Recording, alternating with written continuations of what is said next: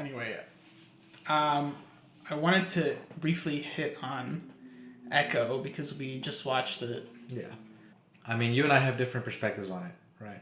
I don't think so. Well, we have different... we have different context behind coming watching into it, right? So our experience was slightly different, if not really different, actually. Because I watched all of Daredevil. I've seen the show, like, all seasons, like, at least twice. Wow. And I watched Luke Cage. I watched Iron Fist. Like, I watched all the Netflix shows. So I was looking forward to Echo. First reason, the first M-rated Marvel thing. And because I was going to get more Kingpin. And I was hoping to get more Daredevil. And Echo was interesting enough in the Hawkeye show. So, after watching the first episode, though, I'm extremely disappointed. I thought that it was structured so weirdly because there are people that haven't seen Hawkeye. There are people that never saw Daredevil. And then vice versa. There's people that have seen Daredevil but haven't seen Hawkeye. Or maybe people that have seen Hawkeye but haven't seen the Daredevil show. So, like, there's so many different... I mean, it's their own fault. They fucked it up by doing this in a TV show. Like, Kingpin's reintroduction to the MCU probably should have been Echo, not Hawkeye. And it's so confusing. Like, the structure of the episode was so weird. Like, they started... I thought they were going to start, like you mentioned, with showing Kingpin and Echo's, like, connection. Mm-hmm. Because they show it in Hawkeye. They actually, like, show a little bit of their... Because the whole point is that Kingpin kind of raised her. Yeah, and, like, that's the thing. You mentioned earlier that they try to make this as commercially consumable for people that haven't seen anything. If that's true, then they would have re-shown what they showed in Hawkeye. Because in Hawkeye, they show their first interaction when he goes to... And they show, like, 2 seconds of it when he meets her at the Taekwondo place. That scene is longer in Hawkeye. Like, he sits down and he talks to her and, like, they didn't want to waste the time. You know, for me... I know you don't want to waste the time, but, like, it's like, you actually learn more about Echo if you watch Hawkeye than if you watch this first episode. I think having not the same... Having no context the way that you did, haven't seen Daredevil, I haven't seen Hawkeye... I think that they did a fine job of giving me the information that I needed. Maybe it was better for you. I was confused as shit. Like, I was trying to remember, like, what did I already see in Hawkeye? Because there are scenes that they reuse here from Hawkeye, but they just show more to show, like, the gore. And, like, so I was confused as fuck. Like, that being said, I...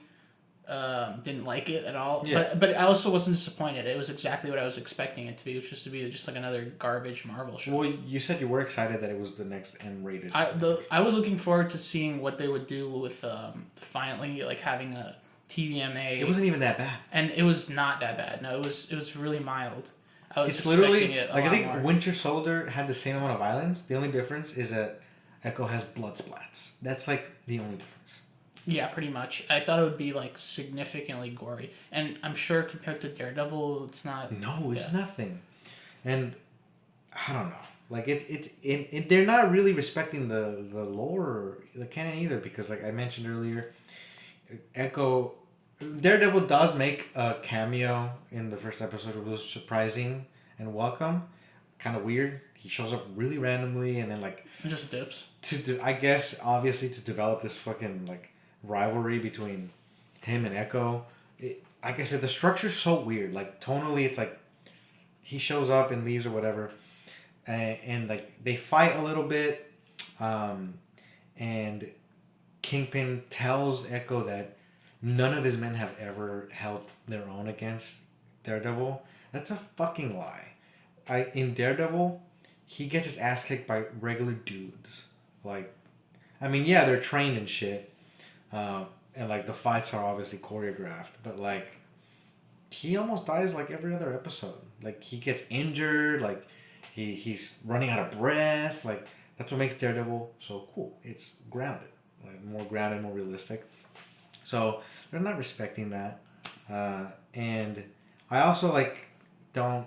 even the way Daredevil moves, the way he was moving, the way he was fighting, it was more cartoony. It probably wasn't even the same guy out of the suit. It was the same guy. Yeah, it was, no, I'm just kidding. it was the same guy, but it felt more cartoony, kind of like not as bad as She-Hulk. In She-Hulk, this motherfucker is like doing 10 backflips and falling down a skyscraper and then jumping in using the wind or some shit.